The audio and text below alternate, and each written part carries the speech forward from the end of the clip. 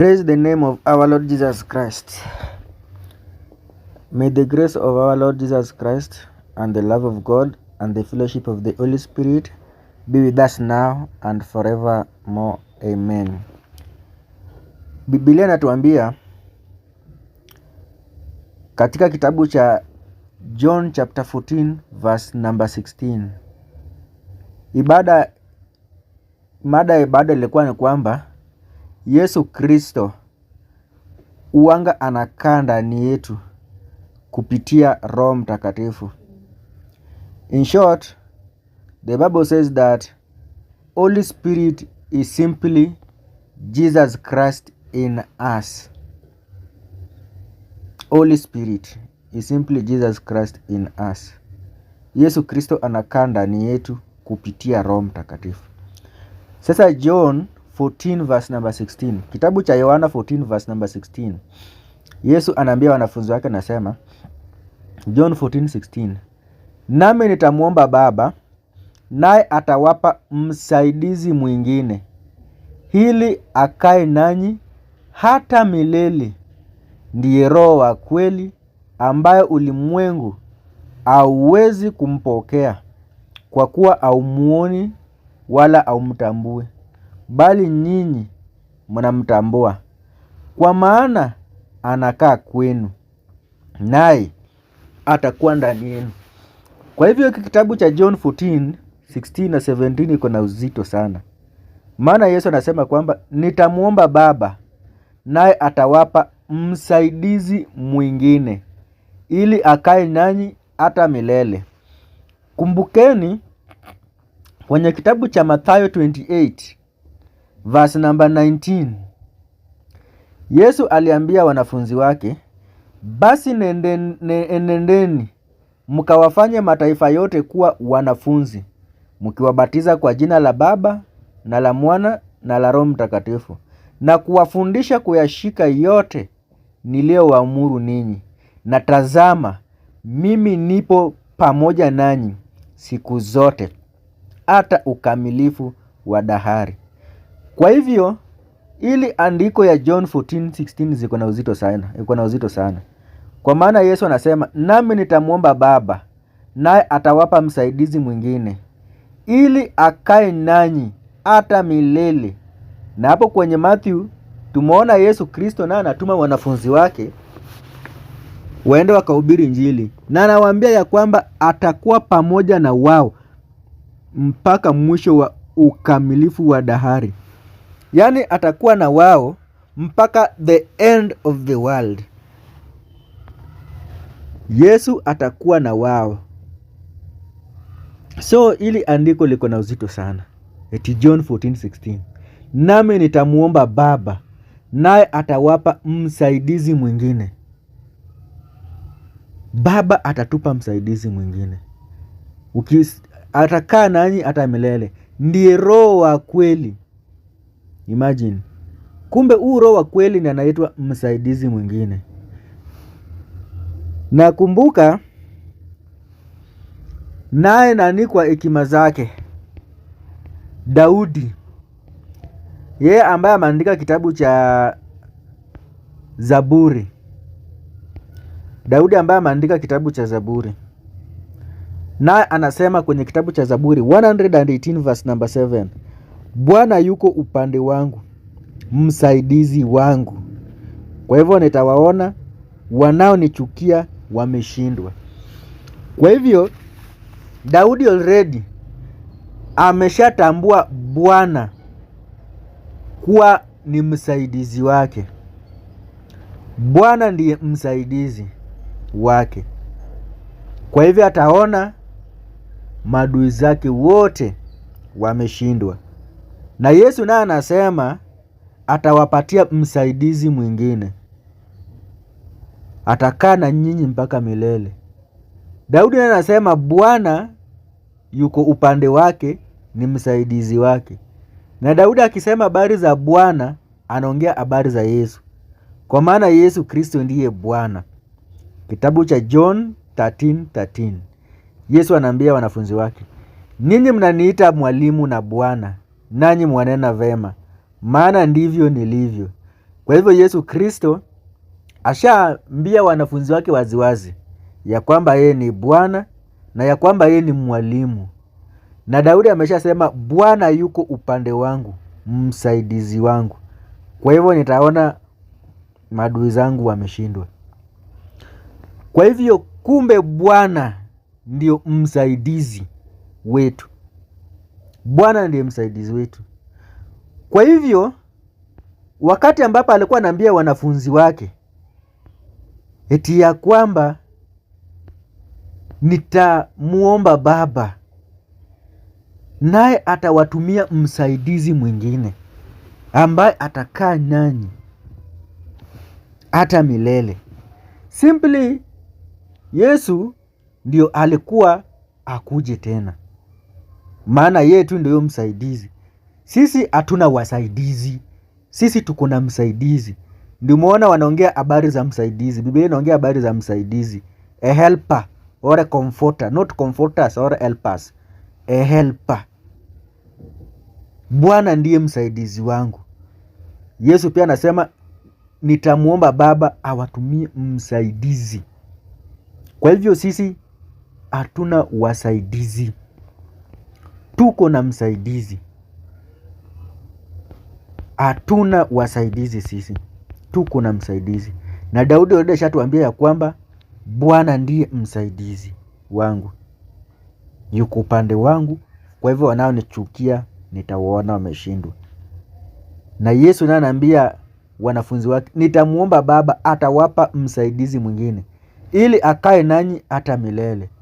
Na tumejikumbusha kwenye Matthew 28:19 huko Yesu alishaahidi wanafunzi wake ya kwamba atakaa na wao hata mwisho wa dahari. Sasa kwenye John 14:17 tukiendelea, Yesu anasema ndiye Roho wa kweli ambaye ulimwengu hauwezi kumpokea wala haumuoni wala haumtambui, bali nyinyi mnamtambua, maana anakaa kwenu naye atakuwa ndani yenu. Tena hapa kuna uzito sana, kwa maana wanasema ya kwamba huyu msaidizi ndiye Roho wa kweli ambaye ulimwengu hauwezi kumpokea. Huyu msaidizi ulimwengu hauwezi ukamtambua, hauwezi ukampokea na hauwezi ukamtambua. Kumbukeni Yesu Kristo vile vile wakati alipokuja kwa hii dunia, kitabu cha John, ulimwengu haukumpokea, ulimwengu haukumtambua, ulimwengu haukumpokea na ulimwengu haukumtambua na ulimwengu haukuweza kumuona. Sasa Yesu anasema ya kwamba huyo msaidizi anakaa kwenu naye atakuwa ndani yenu, atakaa kwenu naye atakuwa ndani yenu. Tuangalie hili vizuri. Na John 1:14 naye Biblia inasema naye neno alifanyika mwili akakaa kwetu, tukaona utukufu wake kama mwana pekee atokaye kwa Baba, amejaa neema na kweli. Kwa hivyo Yesu Kristo ndiye neno ambaye alifanyika mwili na akakaa kwetu. Lakini kwenye John 14:17 Biblia inasema ndiye Roho wa kweli ambaye ulimwengu hauwezi kumpokea wala kumuona wala haumtambui, bali nyinyi mnamtambua, maana anakaa kwenu naye atakuwa ndani yenu. Kwa hivyo wakati neno lilifanyika mwili lilikaa kwetu, lakini raundi hii sasa lili neno litakaa ndani yenu, litakaa ndani yetu. Raundi ya kwanza wakati alifanyika mwili alikaa kwetu. Emmanuel means God with us. Jesus Christ was with them, but this time he will be in them. Kwa hivyo Roho Mtakatifu ni Yesu Kristo ndani yetu. Roho Mtakatifu ni Yesu Kristo ndani yetu. Biblia imesema hiyo raundi ya kwanza ya kwamba Yesu Kristo alikaa kwetu. Lakini mjue wakati Roho Mtakatifu atakuja, alikuwa anakaa kwetu, lakini sasa atakaa ndani yetu. So simply means that wakati Yesu Kristo alikuwa kwa hii dunia kimwili, wakati bado alikuwa kimwili, Roho Mtakatifu bado hakuweza kukujia watu. Roho Mtakatifu hakuweza kukuja kwa watu wakati Yesu Kristo alikuwa anakaa kidunia.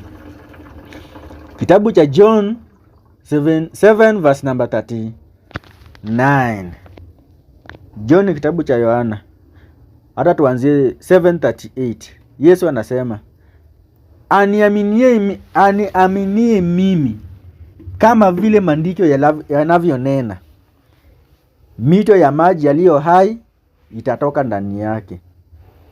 Na neno hilo alilisema katika habari ya Roho ambaye wale wamwaminio watapokea baadaye. Kwa maana Roho alikuwa ajaja kwa sababu Yesu alikuwa hajatukuzwa. Roho alikuwa hajakuja maana Yesu Kristo alikuwa hajatukuzwa. Kutukuzwa ama kukuwa glorified inamaanisha ya kwamba Yesu Kristo anatoka kimwili, anarudi anakuwa roho. Maana tangu awali Yesu alikuanga roho. Yesu hakuanga mwili. He was not a flesh. He was a spirit. Tangu hapo zamani Yesu Kristo hakuanga mwili, yeye alikuanga roho. Lakini sasa maana alikuja hapa kwa dunia kama amevaa mwili. Sasa Biblia inasema, Yesu anasema ya kwamba Roho Mtakatifu angeweza kukuja kwa watu, maana Yesu Kristo hakukuwa ametukuzwa. Kutukuzwa nimewaambia kwamba ni Yesu Kristo kutoka kimwili na kuingia katika roho. Hiyo ni kitabu cha 2 Corinthians chapter 3 verse number 17. Wakorinto wa pili 2:17. 2 Corinthians 3:17. 2 Corinthians 3:17. Wakorinto wa pili 3:17. Bible inasema, basi Bwana ndiye roho, walakini alipo roho wa Bwana, hapo ndipo penye uhuru. Basi Bwana ndiye roho. Kumbukeni John 13:13 tulisoma Yesu anasema, nyinyi mnaniita mwalimu na Bwana, mnanena vyema, kwa maana ndivyo nilivyo. Na hapa Biblia inakwambia Bwana ndiye roho. Kizungu nasema now the Lord is that spirit. So wakati Yesu Kristo alitukuzwa, alirudi akakuwa that spirit. Alirudi akakuwa roho. Mwanzoni kabla hajatukuzwa alikuwa mwili. Kwa maana tumesoma kwenye John 1:6 ya kwamba John 1:12 ya kwamba neno alifanyika mwili akakaa kwetu. Hiyo hakuwa ametukuzwa, hiyo alikuwa mwili. Lakini wakati anatukuzwa, sasa anarudi anakuwa roho. So that is why wakati Yesu Kristo alikuwa katika mwili, kama vile tumesoma kwenye kitabu cha John, ya kwamba wakati Yesu Kristo alikuwa katika mwili, Roho Mtakatifu alikuwa hajaja kwa watu. Na inasema ya kwamba huyo Roho Mtakatifu hakuwa amekuja kwa sababu moja tu, Yesu Kristo bado hakukuwa ametukuzwa. Yesu Kristo hakukuwa glorified. Hiyo tumesoma John 7 verse 38 na 39. The reason why Roho Mtakatifu hakuwa amekuja kwa watu ni kwa sababu Yesu Kristo hakukuwa ametukuzwa, hakuwa amekuwa glorified. Na tumeona Bwana ndiye Roho, the Lord, now the Lord is that spirit. Lakini because baada alikuwa kwa mwili, neno alifanyika mwili, sasa Roho Mtakatifu hakuweza kukuja kwa watu. Hiyo tumesoma John 1:14, neno alifanyika mwili. Sasa pale tumejifunza tu vizuri kitabu cha John 14 ambayo nasema wakati Yesu Kristo alikuja, ulimwengu au kuweza kumpokea. Hiyo ni kitabu cha John chapter 1 tukianzia verse number 9. Biblia inasema kulikuwako nuru halisi, amtiaye nuru kila mtu akija ulimwenguni. Alikuwako ulimwenguni, na hata kwa yeye ulimwengu ulipata kuwako, wala ulimwengu haukumtambua. Alikuja kwake, na walio wake hawakumpokea. Bali wote waliompokea aliwapa uwezo wa kufanyika watoto wa Mungu, ndio wale waliaminio jina lake, waliozaliwa si kwa damu wala si kwa mapenzi ya mwili, bali kwa mapenzi ya wala si kwa mapenzi ya mtu, bali kwa Mungu. Kwa hivyo ni simple. Biblia inasema ya kwamba wakati Yesu Kristo alikuja, ulimwengu haukumpokea. Alikuja kwa wale walio wake hawakumpokea. Ulimwengu haukumtambua, walio wake hawakumpokea. Lakini wale ambao walimpokea ndiye aliwapa uwezo wa kufanyika wana wa Mungu. So mjuange kwamba Yesu wakati alikuja watu hawakumpokea, ulimwengu haukumpokea, ulimwengu haukumtambua wala haumpokea. Ulimwengu haukumtambua wala haukumpokea. Lakini wale ambao walimpokea ndiye aliwafanya kuwa watoto wa Mungu, wana wa Mungu. Na pia John 14:17 mahali tulikuwa tunasoma, Yesu anasema anaomba Baba atatuma Roho Mtakatifu. Hiyo ni John 14:17. Ndiye Roho wa kweli ambao ulimwengu hauwezi kumpokea. Kwa hivyo hata huu Roho wa kweli, Biblia inasema ulimwengu hauwezi kumpokea, kwa kuwa haumuoni wala haumtambui. Yesu Kristo pia tumeona vile alikuja, ulimwengu haukumtambua na watu wake hawakumpokea. Vile vile Yesu anasema wakati Roho wa kweli atakuja, ulimwengu hauwezi kumpokea, wala haumuoni wala haumtambui, bali nyinyi mnamtambua. Sasa anasema wanafunzi wanamtambua, maana akaa kwenu. So ulimwengu utatambua Roho Mtakatifu, yaani wanafunzi watatambua Roho Mtakatifu, kwa maana Roho Mtakatifu alikuwa anakaa kwao. Alikuwa anakaa kwao. So akina Petero watatambua tu Roho Mtakatifu, though ulimwengu naye hautamtambua, lakini wanafunzi wake watamtambua, kwa maana alikuwa anakaa na wao. Lakini verse inaendelea kusema naye atakuwa ndani yenu. Sasa maana huu Roho Mtakatifu alikuwa anakaa na wanafunzi. Sasa raundi huyu atakaa ndani ya wanafunzi. Kumbukeni Yesu ndiye alikuwa anakaa na wanafunzi, lakini mnaambua sasa raundi atakaa ndani ya wanafunzi. Kwa hivyo Yesu Kristo anakaa ndani yetu kupitia Roho Mtakatifu. Yesu Kristo anakaa ndani yetu kupitia Roho Mtakatifu. Sasa wakati ambapo Yesu Kristo ameshakaa ndani ya wanafunzi wake kupitia Roho Mtakatifu, sasa hapo huyu Roho Mtakatifu anakuwa mwalimu. Huu Roho Mtakatifu atafundisha wanafunzi wa Yesu kila kitu ambacho kinahitajika. Hawatakuwa wanauliza maswali. Wakati Yesu alikuwa na wao kimwili ndo alikuwa anaulizanga maswali. Bwana, utufanye aje? Bwana walikuwa wanauliza maswali. Lakini Yesu anawaambia atakapokuja Roho Mtakatifu huyo, sasa mambo na maswali amtauliza. Kitabu cha John 16:22. Hiyo ni Yohana 16:22. Basi nyinyi hivi sasa mna huzuni, lakini mimi nitawaona tena. Yaani Yesu anasema atawaona tena, na mioyo yenu itafurahi, na furaha yenu hakuna awaondoleaye. Tena siku ile hamtauliza neno lolote, maana nawaambia, mkiomba Baba lolote, neno lolote kwa jina langu, atawapa. Kwa hivyo Yesu Kristo ameshawaambia ya kwamba atawaona tena. He will see them again.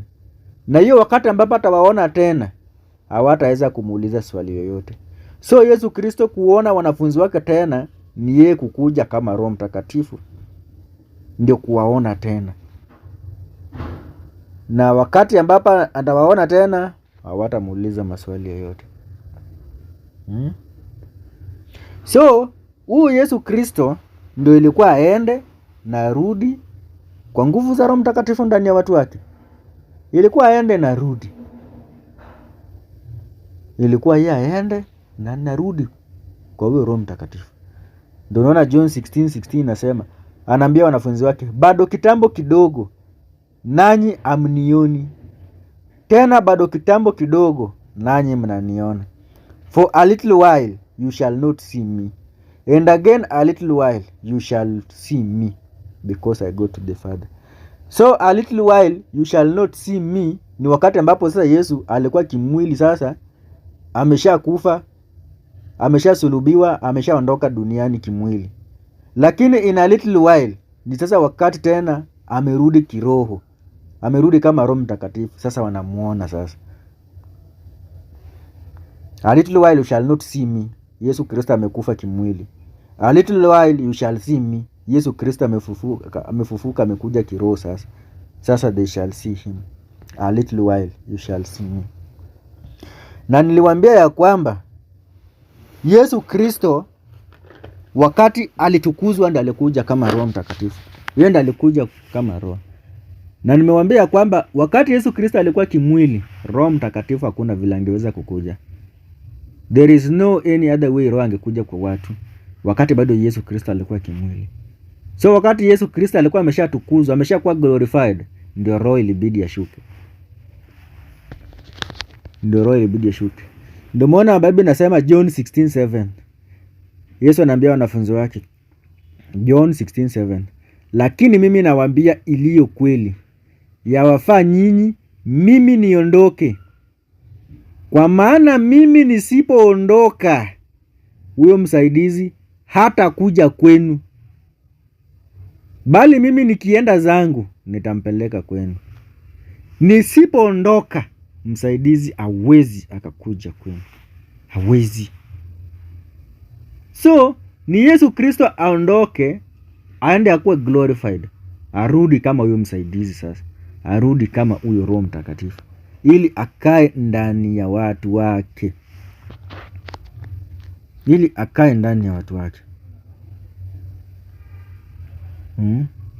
So ni mambo namna hiyo. Ilibidi Yesu Kristo arudi tena. Aondoke kimwili, arudi kiroho. Roho Mtakatifu ndani yetu. Hiyo ni John 14:28.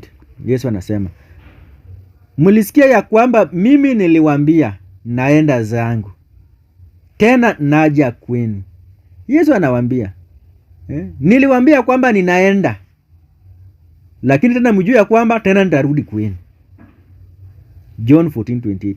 Mlisikia ya kwamba mimi niliwaambia naenda zangu, tena naja kwenu. Kama mungalipenda, mungefurahia kwa sababu naenda kwa Baba, kwa maana Baba ni mkuu kuliko mimi. You have heard how I said unto you, I go and I'll come again unto you. I'll go and I'll come again unto you. Kwa hivyo Yesu Kristo ndo ilikuwa aende kwa Baba, alafu tena arudi kwetu, aende na arudi kwetu.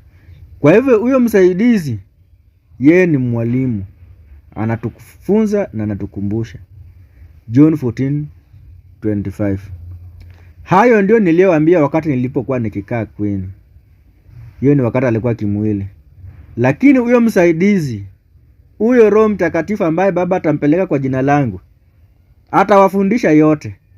Tumesoma John 13:13, Yesu anasema, mnaniita mwalimu na Bwana, mnanena vyema, kwa maana vivyo ndivyo nilivyo.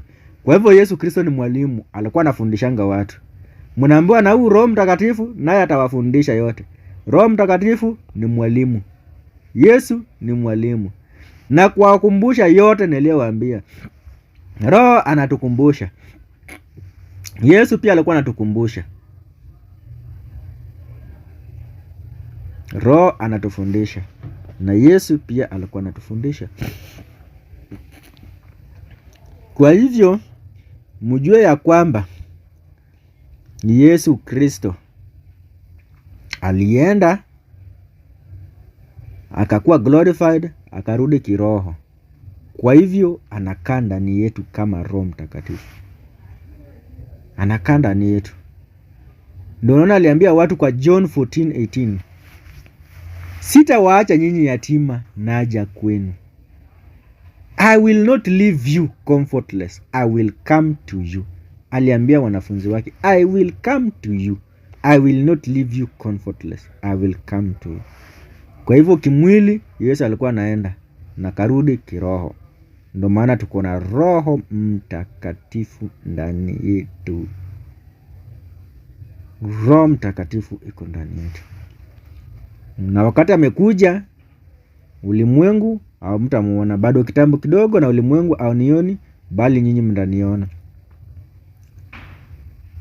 Kwa sababu mimi niko hai na nyinyi mtakuwa hai. Kwa hivyo jue, number 1, Yesu Kristo wakati alikuwa kimwili hakuwa ametukuzwa. Na wakati ambapo hakuwa ametukuzwa, Roho Mtakatifu hakuwa amekuja kwa watu. Kwa maana ilikuwa ni yeye aende na arudi kama hiyo Roho Mtakatifu. Number 2, wakati Yesu Kristo alikuja kimwili, ulimwengu haukumpokea, ulimwengu haukumtambua. Na vile vile yeye pia anasema wakati Roho Mtakatifu atakapokuja, ulimwengu hauwezi kumuona na ulimwengu hauwezi ukampokea. Kwa hivyo tujue ya kwamba huyu Yesu Kristo anakaa ndani yetu kupitia Roho Mtakatifu. Kitabu cha 1 John 3:24. Yohana wa kwanza 3:24. Naye azishikaye amri zake hukaa ndani yake, naye ndani yake. Na katika hii tunajua ya kwamba anakaa ndani yetu kwa huyo Roho aliyotupa. Kwa hivyo ujue ya kwamba katika ili tunajua ya kwamba anakaa ndani yetu. Yesu anakaa ndani yetu kwa huyo Roho aliyotupa. Anakaa ndani yetu kwa huyo Roho aliyotupa. And hereby we know that he abideth in us by the Spirit which he has given us. Kwa hivyo Yesu Kristo anakaa ndani yetu kwa huyo Roho aliyetupa. Kwa hivyo wakati wa Korintho wa kwanza 6:19 nasemanga, au amjui ya kwamba mwili yenu ni hekalu ya Roho Mtakatifu aliye ndani yenu. Simply inamaanisha ya kwamba amjui ya kwamba roho yenu ni hekalu la Bwana. Ni hekalu la Bwana Yesu Kristo. Maana Bwana Yesu Kristo ndiye anakaa ndani ya watu kupitia hiyo Roho Mtakatifu. Acha nimalizie na Habakuki 2:20. Biblia inasema, lakini Bwana yumo ndani ya hekalu lake takatifu. dunia yote na inyamaze kimya. Ujue ya kwamba sisi ndio hekalu la Bwana. Sisi ndio hekalu la Bwana, na Bwana anakaa ndani yetu kupitia huyo Roho Mtakatifu. So mkuwe blessed.